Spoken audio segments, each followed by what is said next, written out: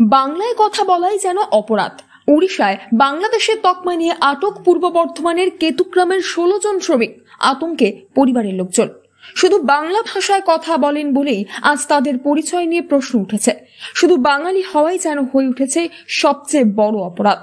আর সেই অজুহাতে উড়িষ্যার বিজয়নগর ও ঝাড়সুগুদা থানার পুলিশ আটক করেছে পূর্ব বর্ধমান জেলার কেতুগ্রামের চর সুজাপুর গ্রামের 16 জন পরিযায়ী শ্রমিককে। অভিযোগ, এরা বাংলাদেশি।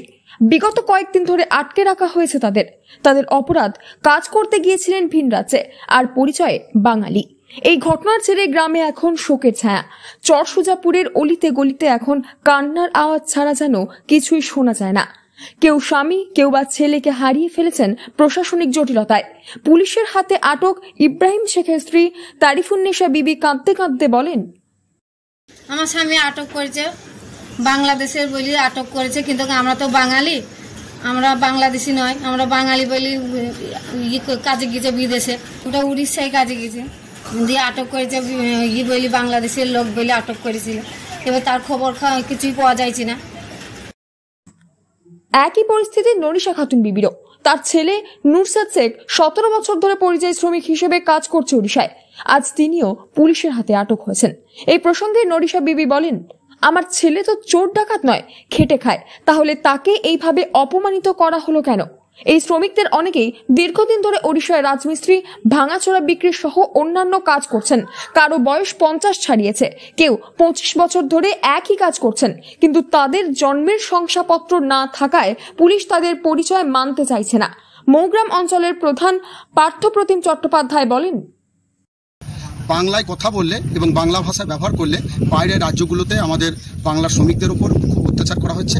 তার প্রকৃষ্ট উদাহরণ আমাদের চর সুজাপুরের 16 জন শ্রমিক। এই ব্যাপারে আমি আমাদের মাননীয় আইসি সাহেবকে জানিয়েছি।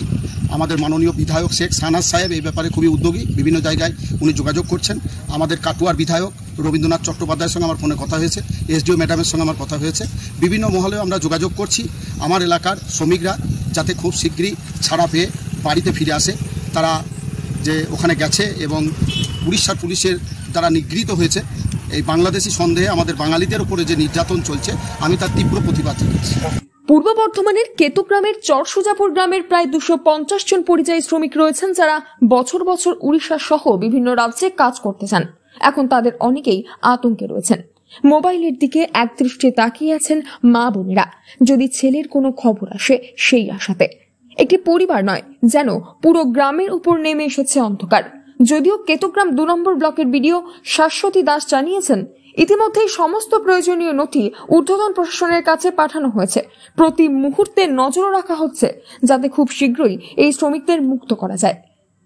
পূর্ব বর্ধমান থেকে বনোয়ারিলাল চৌধুরী রিপোর্ট, লোকাল 18 বাংলা।